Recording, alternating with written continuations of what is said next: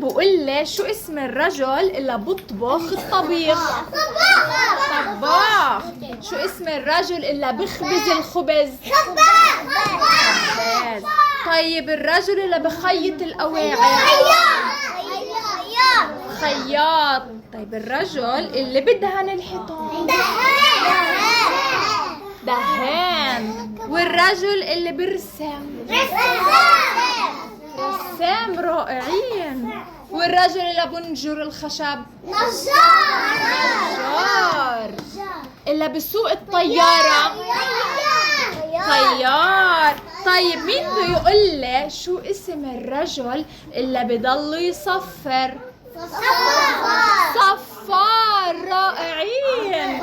والحيوان اللي جايبيته اليوم نتعرف عليه اسمه صفار.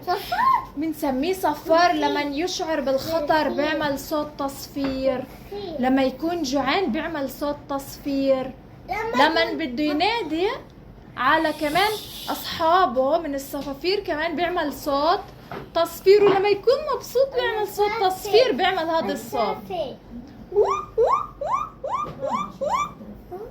هيته تعال نعمل مثله. اسمع عم بيعمل صوت حلو، مش عم بيعمل صوت، يمكن حاسس بأمان مش خايف. معي هون 3 دمى: صفار، فار، مجمع، همستر، كليات من مجموعة القوارض. الصفار بدون ذيل، الفار عنده ذيل طويل، والمجمع عنده ذيل قصير. ذيله قصير. كلياتكم اعملوا قصير طويل قصير طويل. هدول المخالب. طلبستن مثل مين صرت؟ مثل الصفار. الصفار في عنده مخالب عشان شو يعمل؟ يحفر. وين يحفر؟ يحفر الأرض عشان يعمل له بيت تحت الأرض، فبحفر بالمخالب حفرة كتير غميقة. بتعرفوا شو اسم الحفرة اللي بتكون تحت الأرض؟ اسمها جحر. ايش اسمها؟ كمان مرة؟ جحر. تعال نحفر. احفروا احفروا احفروا احفروا. وفي معي اسا هون واو اسطوانات، وهدول الاسطوانات بيشبهوا بيته، بيشبهوا الجحر. على الاسطوانات مكتوب ارقام. رقم 6 لأن اسطوانة كبيرة، رقم 5، رقم 4، رقم 3، رقم 2، ورقم 1. بس 1 مش راح اقدر اوقفها توقع.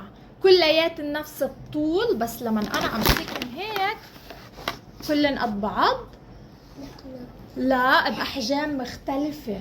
وهدول الاسطوانات بيشبهوا الجحر زي النفق اللي بيعملوا الصفار. زي صفر بصفر. هي كتير زي اللي بيعمل فيها المزمار. مظبوط. هسه انا وياكم بدنا نعمل تجربة، بدنا نشوف الصفار بأي وحدة من الاسطوانات رح يقدر يفوت.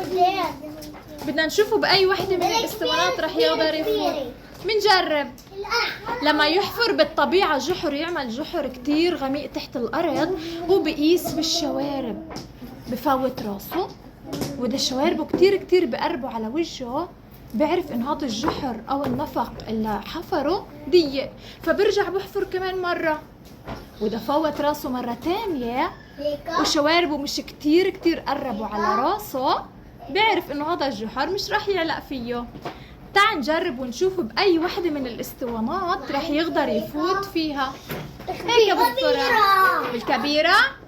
هات نجرب. زقفوله.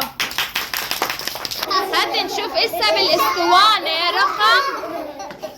رقم 5. يلا. زقفوا.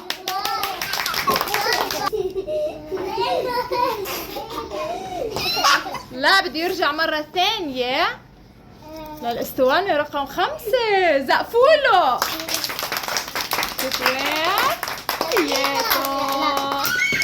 ولأنه الصفار حيوان ليلي كل الأولاد نايمين.